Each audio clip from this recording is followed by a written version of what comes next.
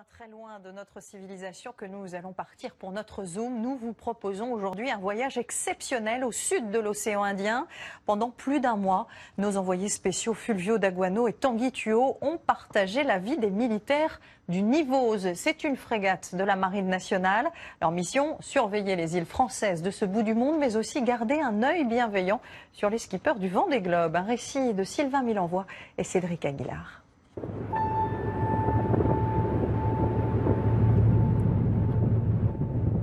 Autour, il n'y a personne. Rien d'autre que la mer et le vent. Des vagues de 12 mètres.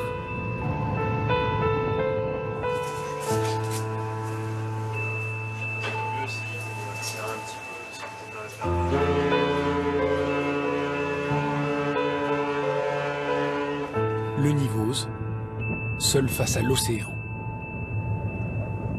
Attention, on va rouler, attention, on va rouler. Lâchez les côtes. On rentre les ailerons de stabilisation. 300 yards droite de la route. Bah, reçu, c'est cohérent à l'optique. À la timonerie, l'équivalent du poste de pilotage, voici Marie. Elle a 19 ans. Les stabilisateurs sont de sortie, le lock est en circuit. C'est ma première mer agitée que je vois en fait. Et ça va? Oui, ça va. Je croyais que j'allais être mal, mais au contraire, je suis encore bien. Il y a 6 mois, j'étais encore à l'école, j'étais en terminale. J'ai passé mon bac au mois de juin et j'ai eu mon bac cette année. Et au mois de septembre, j'ai intégré la marine. À gauche 5. La barre 5 à gauche. Quelques jours plus tôt, elle vit son premier grand départ. Le Nivose quitte Port des Galets, son port d'attache réunionnais. Sa mission première, surveiller les zones de pêche françaises. Mais dans le Grand Sud, la frégate va avoir un deuxième objectif. Rencontrer les marins du Vendée Globe dans des eaux aussi hostiles et aussi éloignées de toute terre habitée est quelque chose d'assez unique. On est enthousiaste face à cette mission particulière. Une mission longue de 37 jours. À bord de ce bateau, de presque 3000 tonnes, se trouvent une centaine d'hommes et de femmes. Vous en avez 3 d'un côté, 3 de l'autre. Vous en prenez une, vous la sortez, vous effacez. Pour un peu, on se croirait presque avec Tom Cruise dans Top Gun. Communication, sécurité, fin de brossage, carburéacteur. On n'est pas les seuls en ce moment à s'être préparés à ce genre de choses et à avoir eu ce genre de briefing. Je pense aux concurrents du Vendée Globe. Donc si on part dans les TAF, c'est aussi pour eux. Les TAF, les terres australes et arctiques françaises, parmi lesquelles l'archipel de Crozet, première étape. En attendant, la vie à bord s'installe. Une vie rythmée par le travail, mais aussi par les repas.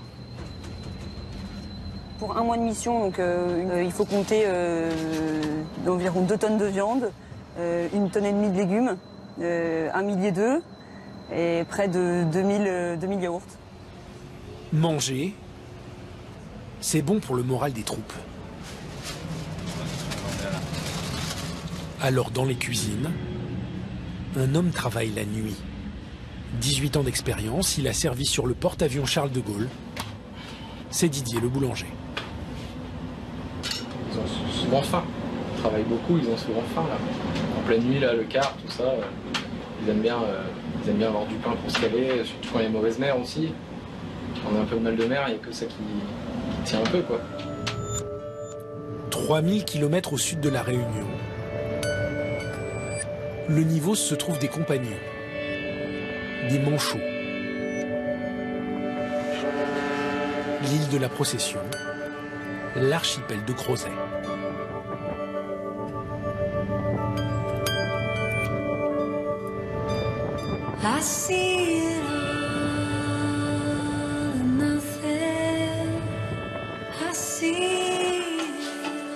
Pourtant, les conditions de mer ne permettent pas d'y établir le mouillage.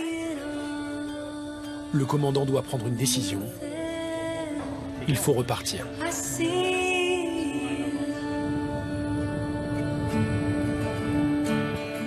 Direction les îles Kerguelen, 1400 km plus loin, où le Nivose attendra le passage des concurrents du Vendée Globe. 1000 nautiques après 1000 nautiques, la frégate avance au rythme des exercices. Exercices physiques, exercices militaires, exercices techniques, exercices mécaniques. Une vie presque monacale parfois. La messe est dite dans le hangar de l'hélicoptère, car le Nivose est d'abord un bateau de guerre. Alors il emporte avec lui cet appareil de type Panthère, une arme, mais pas seulement. On peut être amené à aller récupérer des marins en perdition, un naufragé. Donc on est entraîné, on s'entraîne régulièrement à ce genre de mission. Et ça fait partie en fait de nos missions permanentes. Devant l'hélicoptère, un homme s'adonne à un drôle de ballet. Je suis pas danseur, là. Je suis plutôt... Danser avec les stars, ce sera pas pour tout de suite pour moi. Et pourtant, il maîtrise parfaitement sa chorégraphie. C'est le chien jaune. C'est ainsi que la marine nomme le guide de l'hélicoptère au décollage et à l'atterrissage. À quelques milles nautiques du Nivose, après 13 jours de mer, les îles Kerguelen.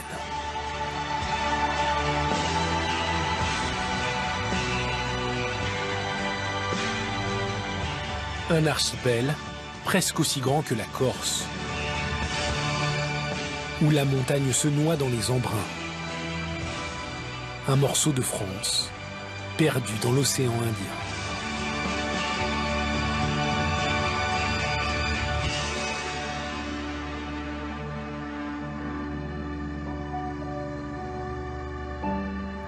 Pour son premier voyage, Marie va mettre pied à terre.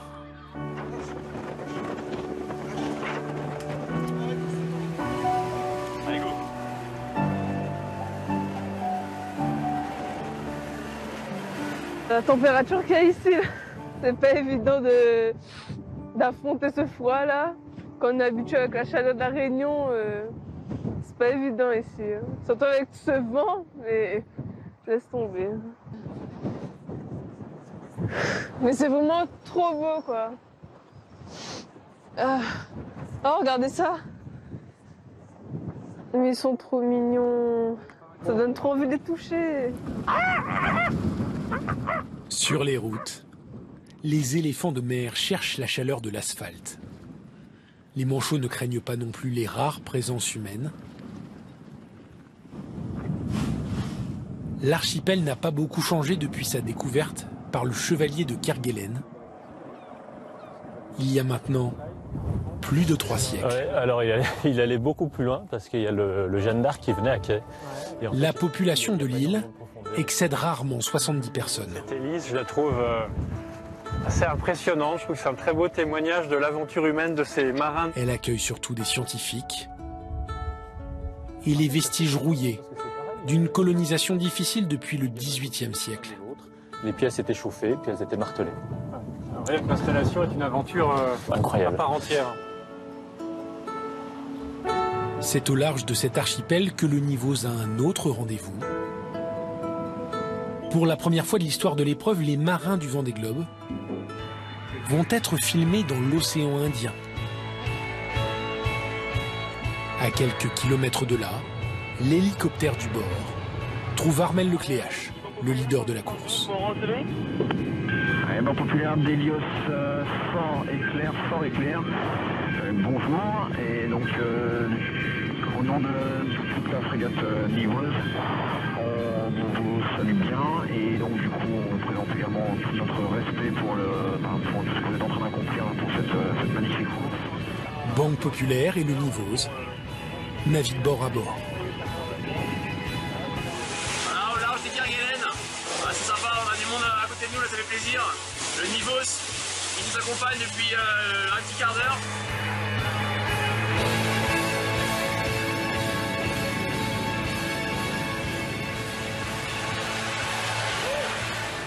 Ça fait plaisir de vous entendre.